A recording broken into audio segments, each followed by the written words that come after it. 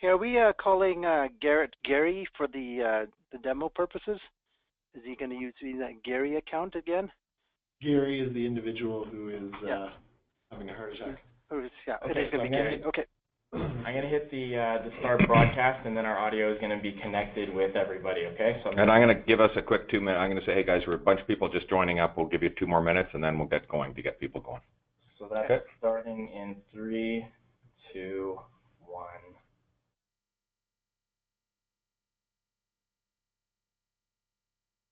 So good morning, everybody. You're hearing Rob Tanner here on the screen. We've got a few people just joining in, so if you give us about another 1.5 to 2 minutes, we'll get things rolling. So thanks.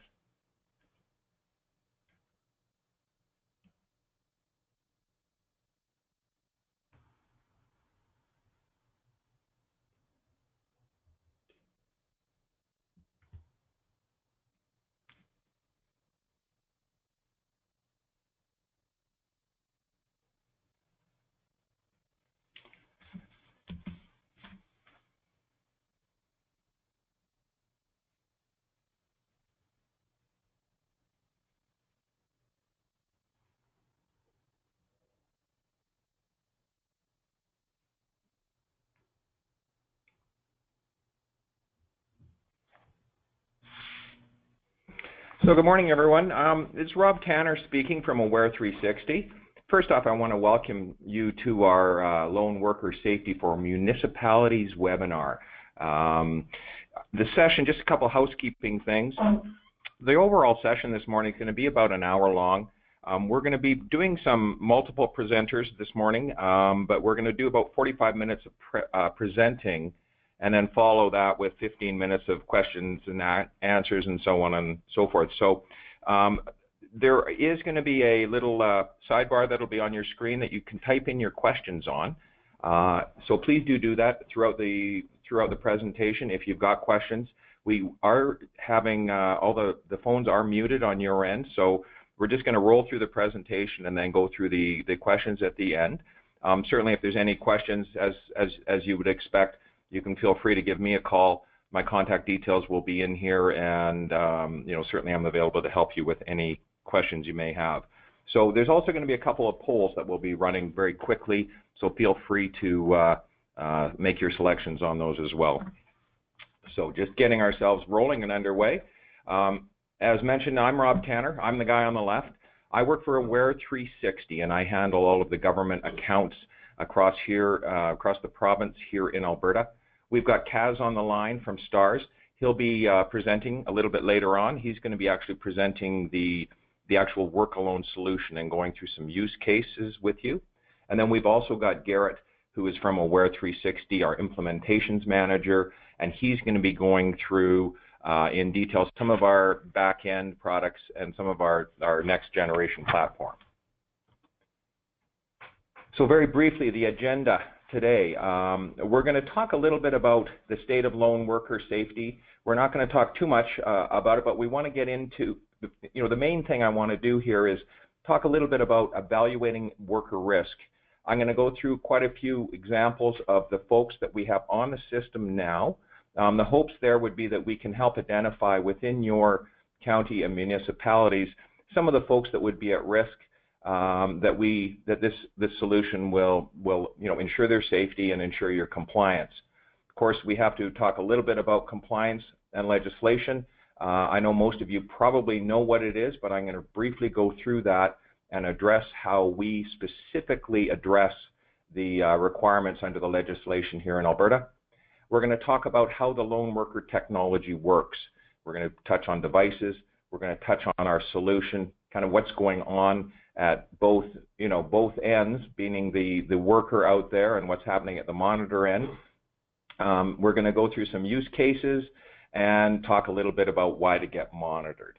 So hopefully we're going to cover off on it's a pretty quick session today, and we'd be more than happy to go through stuff in more detail if you say, hey, we want to move forward, or you've got questions. We're happy to go through that at a later date.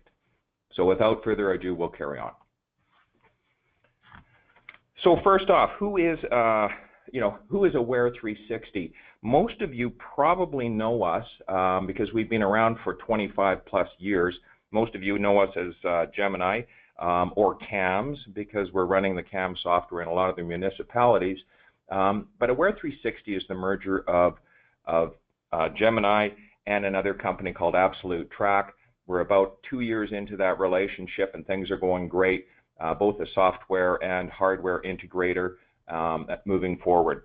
We are the sole vendor for lone worker solutions for the government of Alberta. We do have an existing standing offer with them that is in place, and currently it covers all of our lone worker products, and we're doing business now with about 85% of the municipalities across the province are using our solution.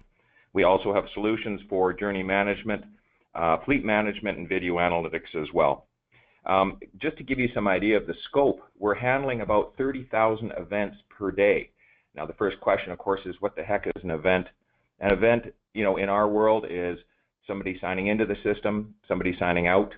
It's a vehicle starting up in the morning, so it's popping onto the system and appearing on someone's map somewhere, or any kind of alarms and alerts. So there's 30,000 of those coming through, and there's about 15,000 people, places, and or things that are creating those events. We've got 115 clients, all operating primarily out of our Calgary head office with about 50 employees. So enough about who we are. Let's just take a look at, just getting right into the meat of it and looking at lone workers. What kind of lone worker are you is the question that we would ask. So what is lone worker at a higher level? What I'm going to do is I'm going to start very high and start kind of funneling you down so that it'll help you identify. At a very broad level, a lone worker is someone who performs hazardous duties away from the public. Someone who's away, working alone or in an isolated site. You might say someone who handles cash may not really be a lone worker by definition, but because of the increased risk when they're handling cash, they would actually be covered under that same legislation. Someone who travels away from the office and interacting with customers, someone who's traveling alone with no interactions with customers. So, those are the broad specifications or definitions as set out by the government. So what I've tried to do is I went through a number of our folks that are on our system now. We've got over 5,000 people on one system within the government of Alberta on the lone worker system. So what I did is I tried to take a number of different use cases and plot them on kind of a chart based on whether they're in the city or whether they're rural, whether they're interactions across the bottom with no interactions with people versus many. So, sort of the person who's way out in nowhere, up in the upper left corner, you see a park ranger.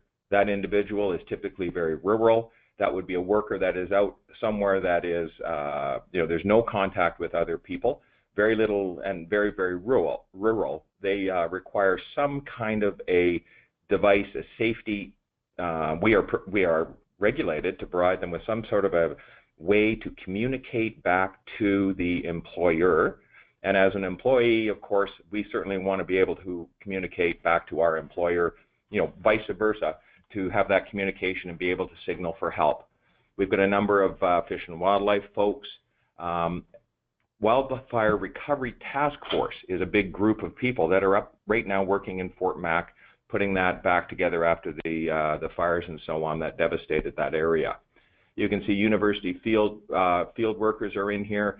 Some of them one of them that you probably are pretty aware of is the transfer site workers. We've got quite a number of them coming on board. Those are typically the workers out in your municipal transfer sites that are unaware of who's going to be showing up at what point to drop what off or picking things up at the transfer site. So in many cases, we've got those guys and girls protected both with satellite and with cellular-based devices. So that's kind of giving you some idea. You'll probably see a poll pop up from Aaron here that's to say, are there any areas that you may be questioning folks that are working in your group? As we move across, you can see in the upper right, I'm going to jump way over to the right here, We've got community peace officers. Those guys are pretty rural in your counties and municipalities. They have many interactions with many folks. We're covering about 85% of the CPOs across the province. With work alone, there's a little more sophisticated than what we would typically put with people. They've got precision mapping and so on, but those guys are covered under our program as well. Those are kind of the folks on that rural sort of high interactions. And then down on the bottom, you know, we've got the addictions and mental health folks from Alberta Health Services. Those are folks that are working with a lot of folks that are, you know, of questionable, they're not sure what their mindset is, let's say, when they're dealing with them, as well as corrections and probation people are covered. So really, what I was trying to do with this slide is say, hey, you know, to the audience, are there people within your counties and municipalities that you can see and identify as potential lone workers, potential workers that are at risk, and that we'd be able to cover with this program? The overall, you know, what we're trying to do here is we want to make sure that these folks are making it home to their families at the end of the day. And then, of course, we want to also make sure that we're complying with the legislative requirements out there.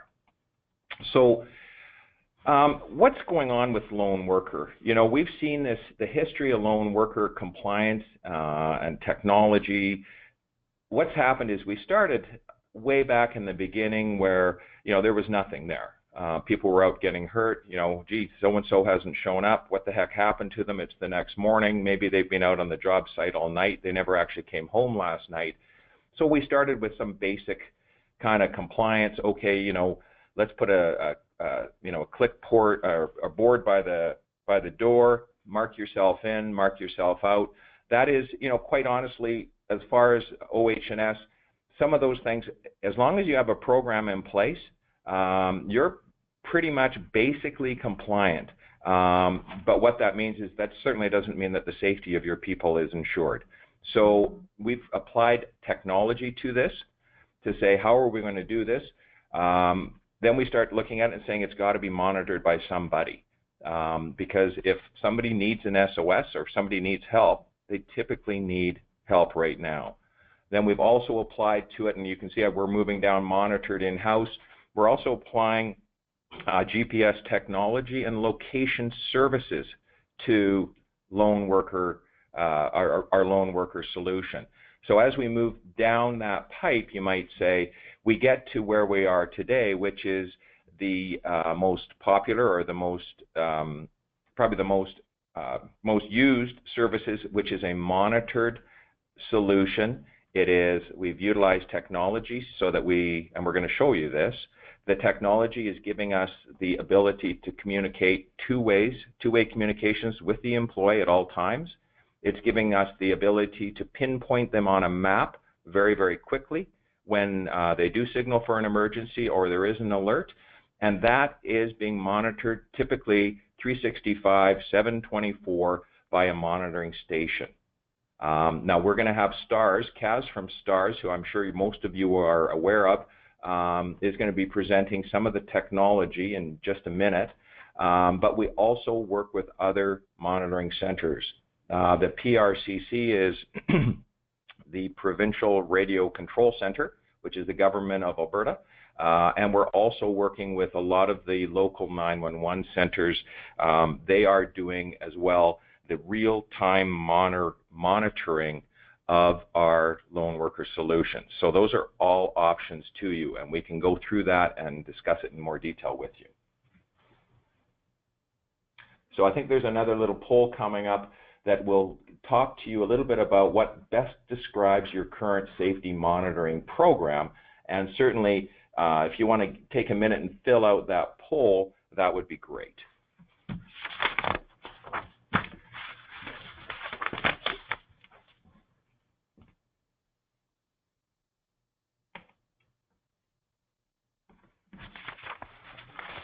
Okay, so I've just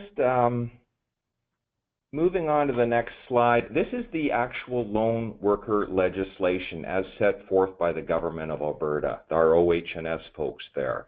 One of the things that I wanted to make clear is that Our lone worker solution was developed in conjunction with the occupational health and safety folks within the government of Alberta.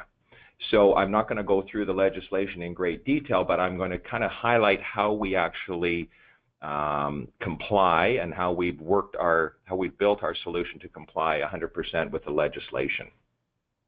Basically, what our solution does is, in a really basic overview, is it gives the worker the ability to sign on in the beginning of the day and sign off at the end of the day. Okay, so we've got the worker signs in at the beginning, signs off at the end. So that's the bare bones minimum. Then throughout the day, based on risk, we have to do regular contact. You can see at the bottom there's regular contact with the employer at designated intervals depending on risk. So what we have is beginning and end, and then we have a safety timer throughout that day. Typically that's set for a 2-hour safety timer, and that is where that employee is required to check with us every 2 hours, or check into the system automatically. There's a button they press to check in, or it'll automatically check them in if they're moving for distracted driving legislation, but it checks in safety timers throughout the day. Also throughout the day, what we've got is we've got a hazard timer. And don't worry about this we're going to go through this in a little more detail, but I'm just giving you an overview. There's a hazard timer. That is, I'm going about my day. I'm about to get into an area where the risk is increased. I'm going into a questionable area. I'm proceeding into a client's home, or somebody's walking into the yard that doesn't, into the transfer site that they're driving in and they don't look, there's just too many guns in his back window, or I'm proceeding into a client's home, so I can set a timer and say, look, I'm setting a hazard timer, meaning it's a hazardous situation, and I will release that timer in a prescribed time, say 30 minutes later. So if I do not release it in 30 minutes, then that alert will go back to the monitoring center. So that's a hazard timer. So we've got beginning of shift, end of shift, regular periods throughout the day. We've got a hazard timer, and of course we've got the SOS button that can be signaled at any time during the shift of the worker, so that they can hit that, and that's the holy smokes button. I need help, and I need help now. And we're going to go into what happens when they hit that button in a moment. So that's really the overview, and as you can see, we do conform with all of the legislative requirements. As a matter of fact, the Alberta government OH&S individuals that are out there they're mandated to use our work alone solution in their day-to-day life and working with it. So, quick one on how lone technology, how this technology works. What happens? Okay, so this individual is out there. As I mentioned, it's it is an exception-based system, and by that I mean that the system itself takes care of a lot of, you might say, the housekeeping, meaning that if someone is, it gives you a prompt saying, hey, there's a timer coming due soon. It gives you the user the ability to intervene in the system. It helps us out. For people like me that might forget that I've got a timer, it tells you, hey, 5 minutes to your timer, 2 minutes to your timer, 1 minute to your timer. Hey, you've gone over your timer. Hit that check-in button. It helps you do that. But once it does signal an alert to the monitoring center, an emergency, occurs in the field as per my chart. The alert is triggered on the device. Typically, and it's configurable, it would make and give you an audible sound. It's also going to open a voice channel to the monitoring center. At that point, the monitoring center can pick up on their end, and they can further assess the situation. The alert is transmitted.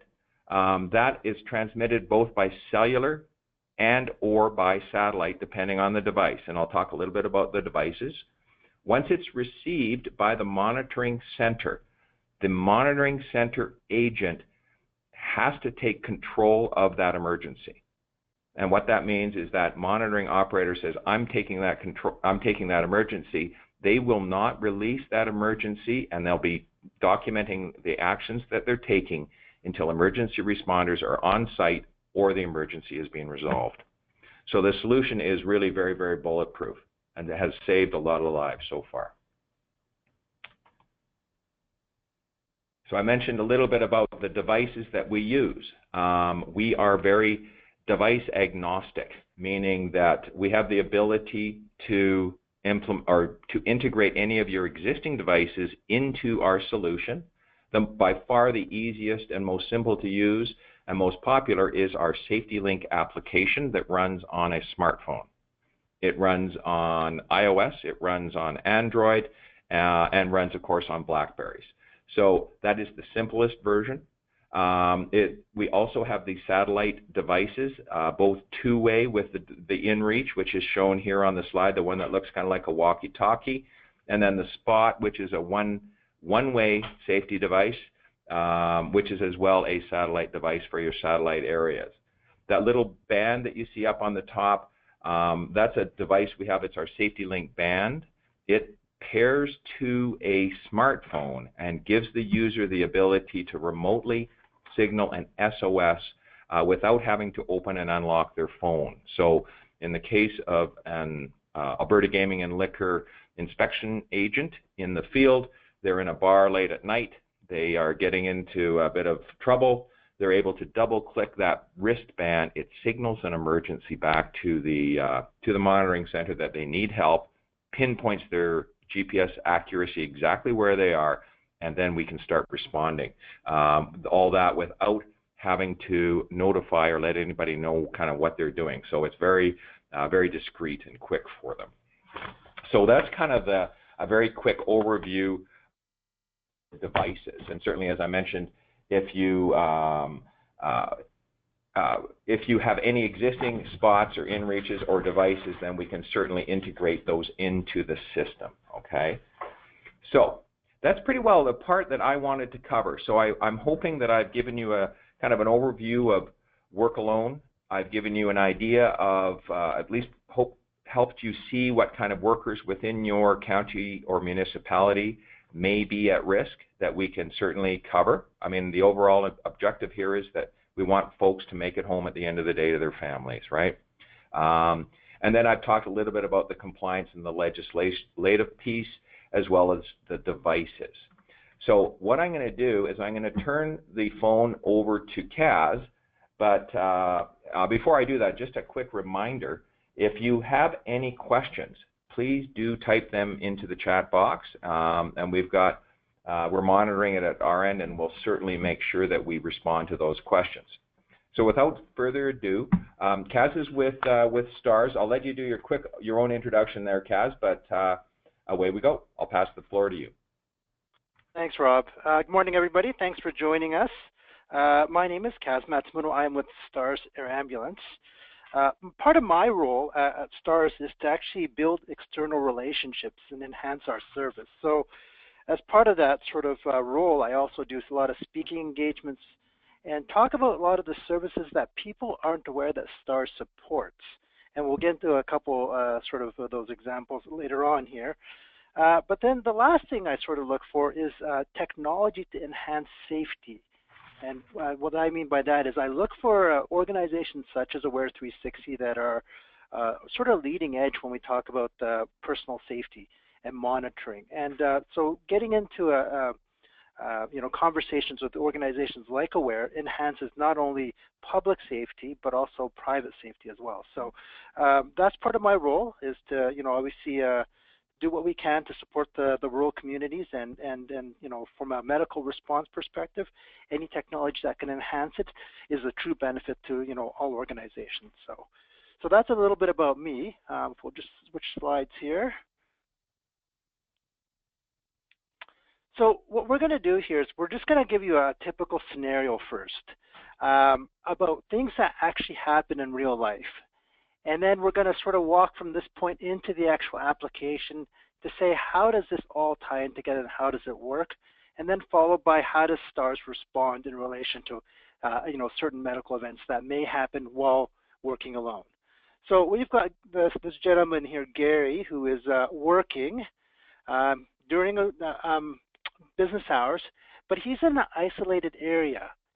And unfortunately for Gary, even though he looks pretty young in that photo, he's got a strong history of heart attacks, and he's actually experienced a heart attack already in his young age. And so, we see this a lot at STARS World, but there's also a way to protect people like Gary using some of the services that are available both through Aware 360 and through STARS. So we've got Gary here, and there's one way for us as STARS to receive the information that Gary actually has family history. And as we go to the next slide, Garrett will show you through the application side of it to say, how does STARS know that Gary, who's actually having a medical emergency, what kind of family history or medical conditions does he have? So Gary here is using the SafetyLink mobile app that, once again, Garrett will demonstrate in the next slide. And then he's also tied in wearing that wearable SafetyLink band that Rob had sort of indicated before. So Gary, working alone, double presses his watch, and then an alarm is triggered and sent through the process. So we want to switch slides, and Garrett, if you want to take over next. Sure. All right, everybody. We're just going to take a step back for a little and kind of go through the process about how kind of Gary started his shift before we get into when that heart attack occurred and how he generated the SOS. So you can see on the screen here we have the main page for our SafetyLink mobile app. So when Gary starts his day, he enters his unique login credentials here. He flips over to the following screen, and it just asks Gary just to confirm his information if it's all correct with his email address, his phone number, and his name. And once he gets through there, to start his shift, you'll see all the way up on the top right what he has is a sign-on function. And by using this sign-on function, what it will do is it will start that monitoring service over at STARS. So you can see, well, Gary, at the beginning of his day, will select sign on, hits the big sign on button at the bottom, and now you'll notice all the way up on the top, sorry, let's just see, there we go, all the way up at the top, you can see his current timers have now been activated. So Rob mentioned earlier on that some of the functions that a lot of our devices use for our solution, they always incorporate a beginning and ending of shift, but they incorporate that periodic interval check-in that someone has to do throughout their day. So you can see for Gary right now, the next time that he's required to check in is actually 4 hours from now. If we take a look on the bottom right-hand corner, there are 3 indicator lights always available to Gary just to let him know whether or not he's connected to the system. So he can see through green lights that he is connected to STARS and that his SafetyLink application is functioning correctly. For the 4 main buttons on the bottom, when we talked about the check-in, this is where Gary, throughout his periodic intervals, simply taps on the check-in button, and you can see it'll reset his timer up at the top there for him. So that's just an automated way to allow Gary, just throughout those periodic intervals, to be able to check in. The other feature that Rob mentioned earlier was what he called a hazard function as well. So if there was something throughout Gary's day that was a little riskier compared to usual, he can actually hit the hazard button here, and it allows him to set a custom timer. So as an example that we were using before, if he was entering a specific building for about half an hour, he can set his timer for 30 minutes and insert some notes exactly what he's doing. So maybe he's repairing a compressor at site 23. And once he hits the start button here, this is when the custom timer will now take over compared to his standard periodic check-in that you saw up at the top. So now the STARS will receive this information, and if they do not hear from Gary in the next half an hour, then an alarm will be generated that they will action.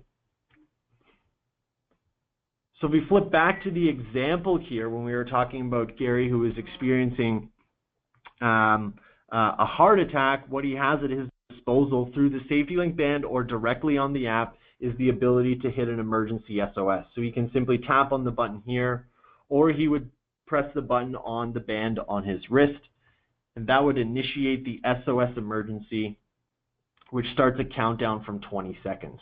So as soon as this alarm is sent off here, I'm going to flip it back over to Kaz so he can kind of talk about a little bit how the process works from STARS' side once that emergency SOS is generated, how it's actioned.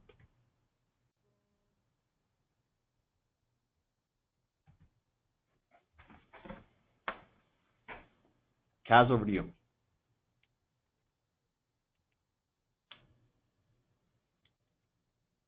Oh, sorry about that, guys. I had you guys on mute. All right. So at this point, and can you guys, oh, give me 1 second, guys. Okay. So at this point, what we're going to be doing is taking over the event, and the monitoring station will look at basically what's going on at that time. So is it an SOS? Is it an assist, or is it a hazard, or what could it possibly be? It could be a missed check-in. But ideally at this point, what we'll be doing is, regardless of the circumstances, the actioning of the process is identical. So meaning that just because somebody's pushing an assist button versus pushing a SOS button, we don't delay the response. We automatically take control of the event and manage the emergency accordingly. So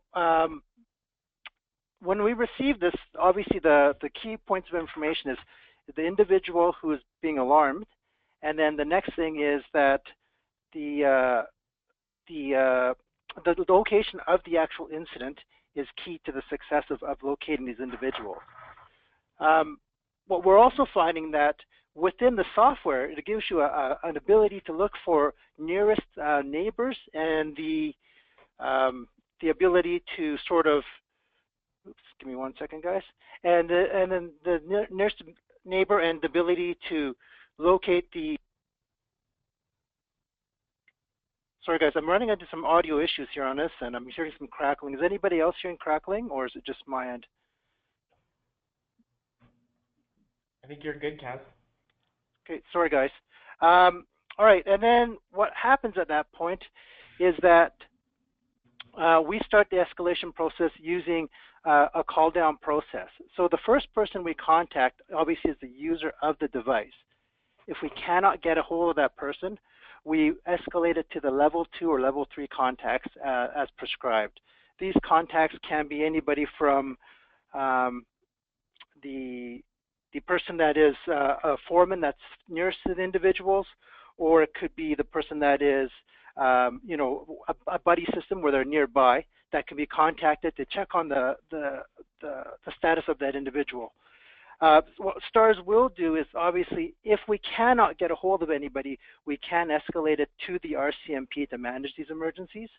You may ask, why would you go to the RCMP and not to any other resources? If we cannot confirm the status of that individual, we can't send an untrained professional into that environment. That being said, it could be somebody being mugged, or it could be somebody working for you know, wildlife who's getting attacked by a bear. The last thing we want to do is send in an EMS crew who isn't trained in those unknown situations. So during that, you know, sort of unknown period, we want to send RCMP who are obviously trained in those scenarios. Okay, if we want to just quickly switch slides.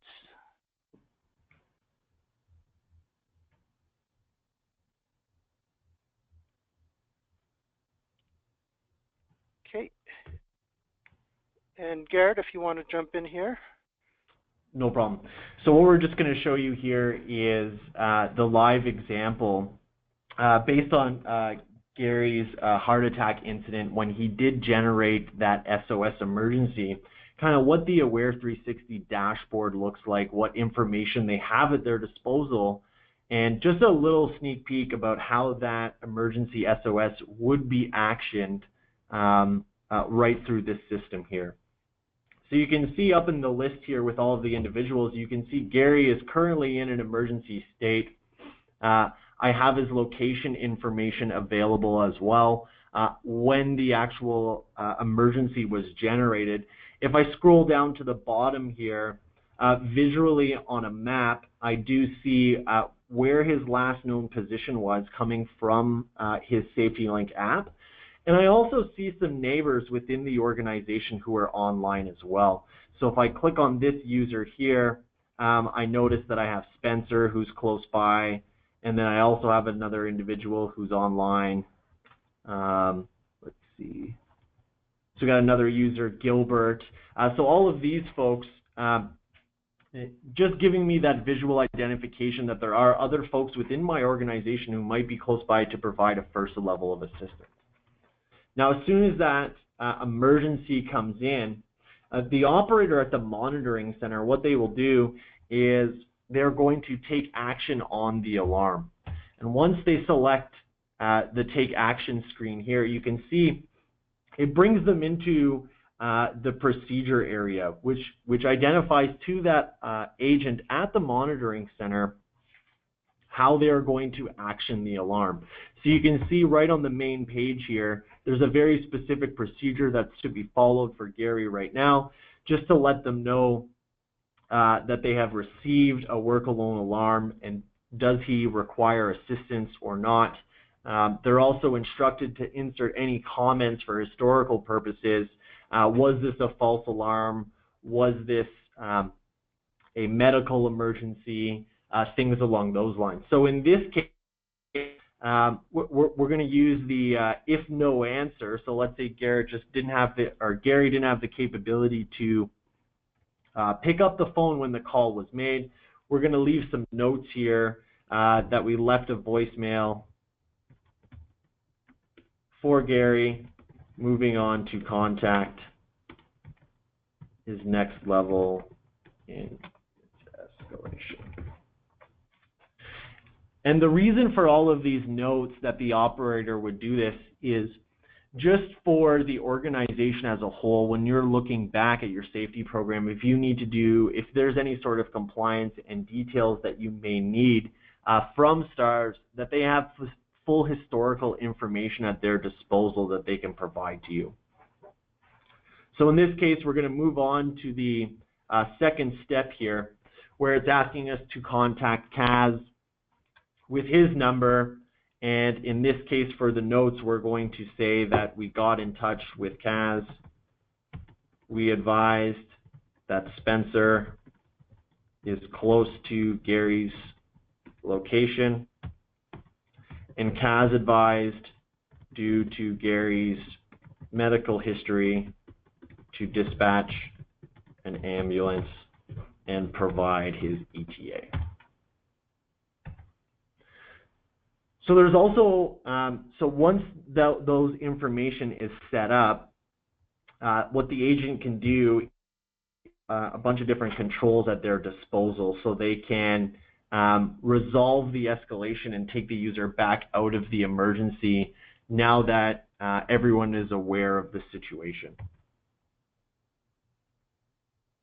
In terms of the details where we talked about Gary and how he was prone to heart attacks, you can see when I look at the information for Gary here on the list, my medical condition does display that I do have a family history of heart attacks as well. So we're just going to flip it back over to Kaz here.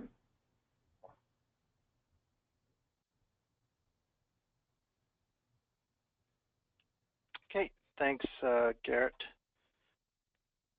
All right, can everybody see? Okay. All right.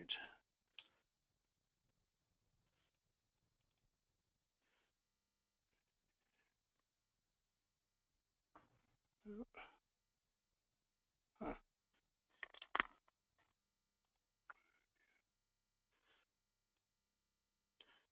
Okay, for some reason it's not displaying on my screen for you guys. My apologies, guys. There we go. Oh, sorry, you guys are seeing only my sort of, it's not allowing me to display it onto the main, so apologies, guys. Okay, basically, I'm not sure if you can see this very well, but okay, so getting monitored by STARS. So what we do is we respond to exception-based alerts only. What that means is that we can manage high volume of calls, or sorry, high volume of people out in the field with low volume of actual call volume impacting.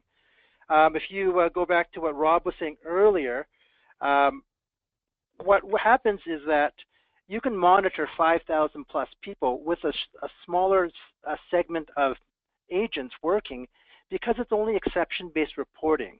What exception-based reporting is that we are not even aware that you guys are out in the field unless somebody hits an actual alarm. At that point, we go into action. And so, you know, we look at it from our perspective that we can actually manage, you know, 1,000 plus people working alone and take control and action and respond in less than 90 seconds.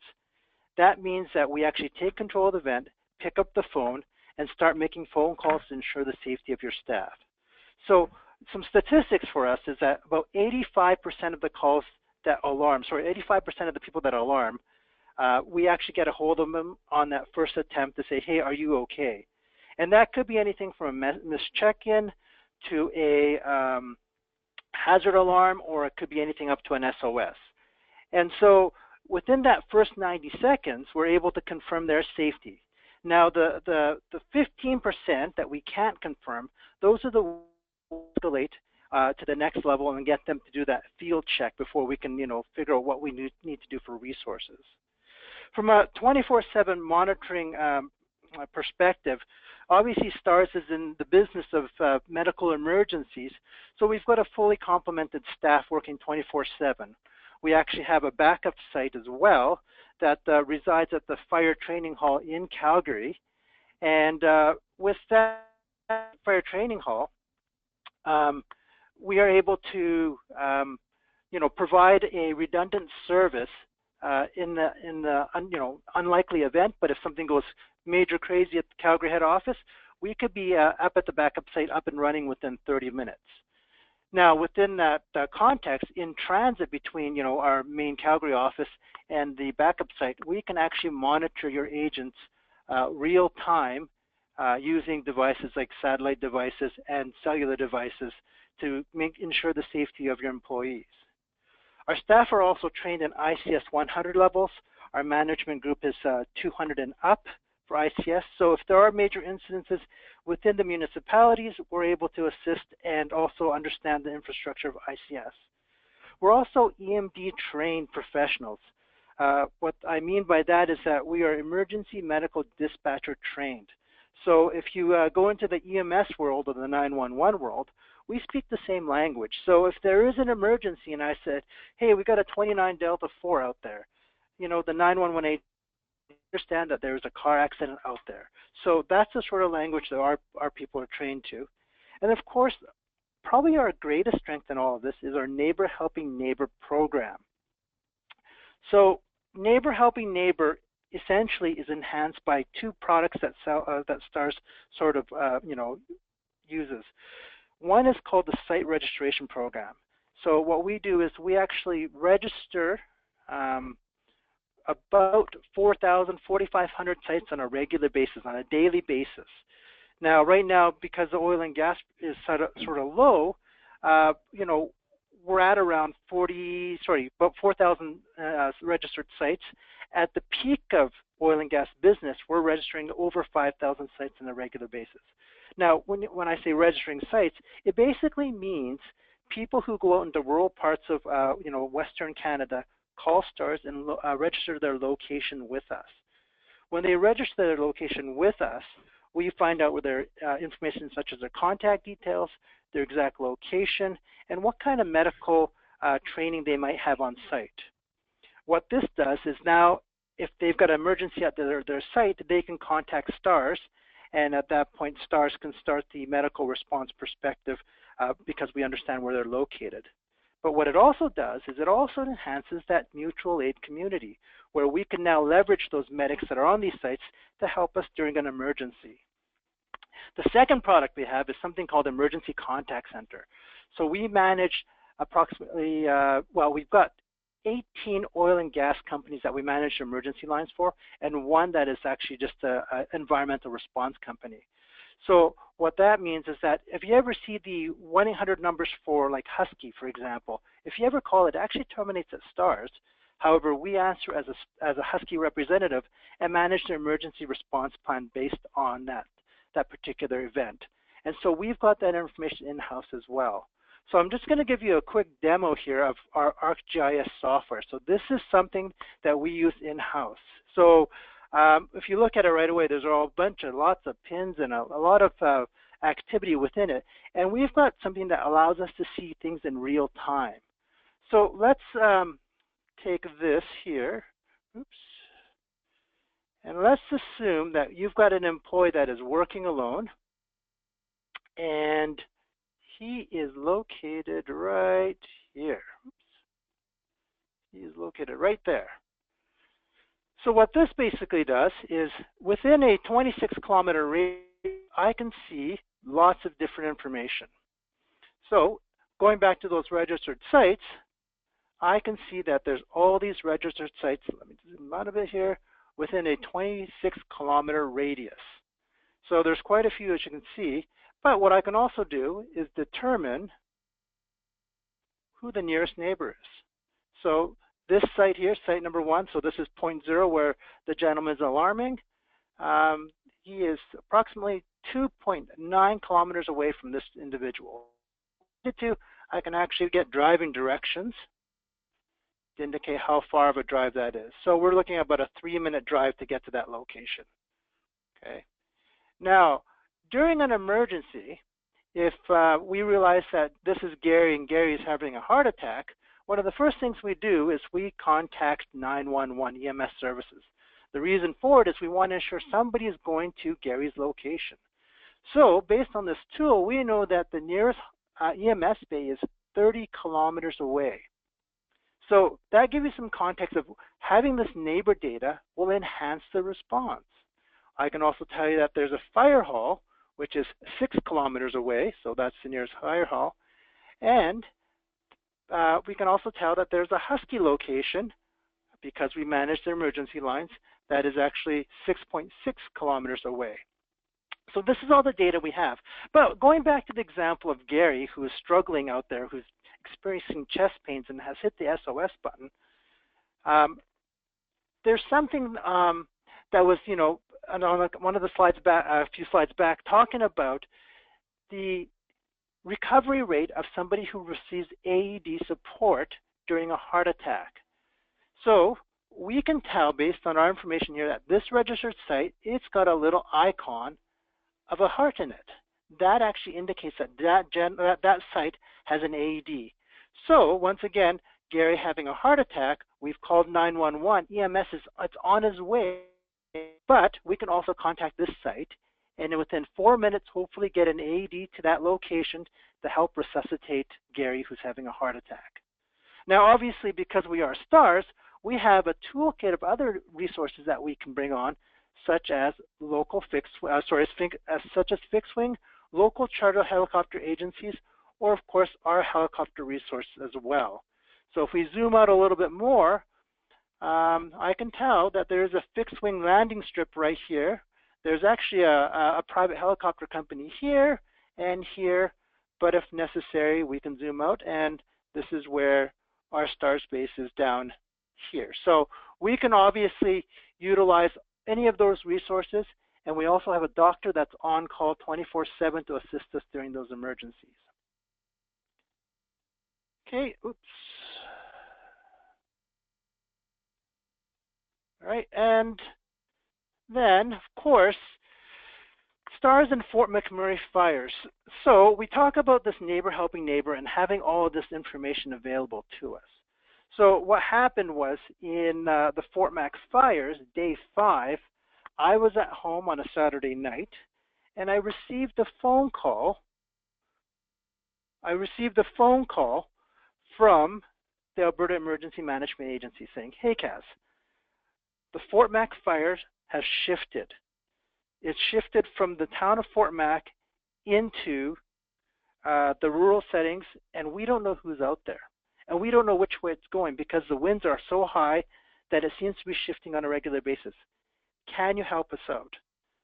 So what we did was go back into our situational awareness tool, and I was able to say, okay, how much information do you need and what do you need? So is there anything out there? We don't know what's out there. We don't know where the transient data is. So what we were able to do was within a 150-kilometer radius of ground zero, which was Fort McMurray, we were able to export that data straight through to the Alberta Emergency Management Agency, and they were able to start to make phone calls to that transient data as the wind shifted and as the fire moved. Now, I knew from the get-go that there was no working alone individuals in the Fort Mac area, so that was fine. However, through our site registration data, I was able to provide 67 locations that was within that 150-kilometer radius, which included a fishing camp and also a boys and girls camp. So, that's the sort of powerful tool that is at our fingertips, and even the government, the Alberta Emergency Management Agency, understands how powerful that tool that is that can assist people during emergencies. And just to take it one step further, this gives us an ability to be proactive during an incident versus reactive. So if we know that you've got staff that are driving towards a wildfire or a release of H2S from a oil and gas site, we can geofence those areas to set up an alarm to say, uh-oh, Gary is driving towards a hazard. As soon as he breaks the threshold of whatever we set, 5-10 kilometers, an alarm will generate within our system to go, okay, let's be proactive and call Gary and inform him not to go any further because of whatever that incident is. So that's some of the tools available to us to enhance your safety of your employees working alone, working for the municipalities. Okay, that's my portion, and I believe now it's going back to Rob. Perfect. Well, thanks a lot, Kaz. Really appreciate that. So we're kind of wrapping things up here for the folks on the phone. We do appreciate you coming out. We have a few questions that have come from the audience, and I'll quickly run through those for you. If you've got questions, feel free to type them in. Of course, the first question was, well, how much does this app cost? The price for the app under the government standing offer is $77 per year. Now, that is just for the app. That does not include the monitoring. And depending on where you want to get your folks monitored, there is an additional cost associated with the monitoring. But the app itself is $77. And then, so that's that first question. The second one that came through was actually for Kaz, but I think I can probably answer it for you. Does STARS support after-hours support? So absolutely they do. 365, 724, they're open. STARS is a full-time operation, and certainly they can do any kinds of after-hours support for anybody. Sorry about that, Kaz, not taking away your thunder there. The other one was, what about employees that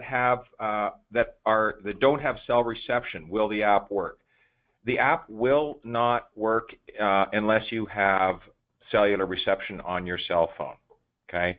What we did is I talked briefly about the satellite devices that we have, namely the Spot or the InReach are the most popular. There are a couple others out there, but what we've typically done is for the folks that are, say, working in a transfer site, they do not have cellular reception.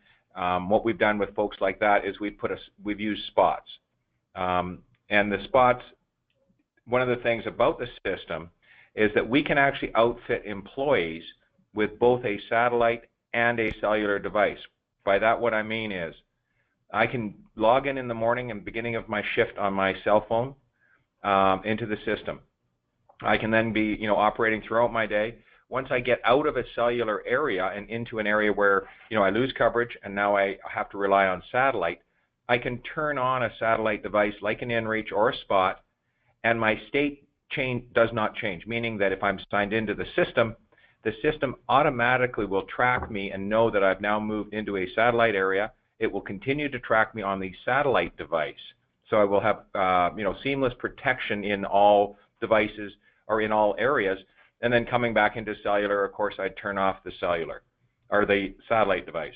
I should make a comment, though, that the satellite devices are somewhat, they are quite expensive, mainly because of the subscription on them. There's a couple new devices coming out in January, so we expect things to be changing a little bit at that point.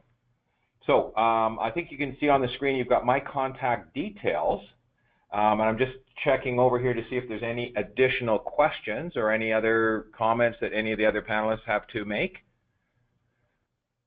So I'm seeing what can, don't have cell reception. I don't think we've got any other questions. So just to wrap things up, I really appreciate you taking the time out of your day to attend this session, and I sure hope that this has been useful. We're going to start doing these on a more regular basis on various solutions that we're offering out to the marketplace. So I hope you found this useful. If you have any questions for myself, for Garrett, or for Kaz, there's my contact details. Most of you probably already have them, but please do not hesitate to give me a call or send me a quick email, and we'll respond appropriately very, very quickly. So without further ado, thank you very much. Hope you guys have a great day, and we'll talk to you soon.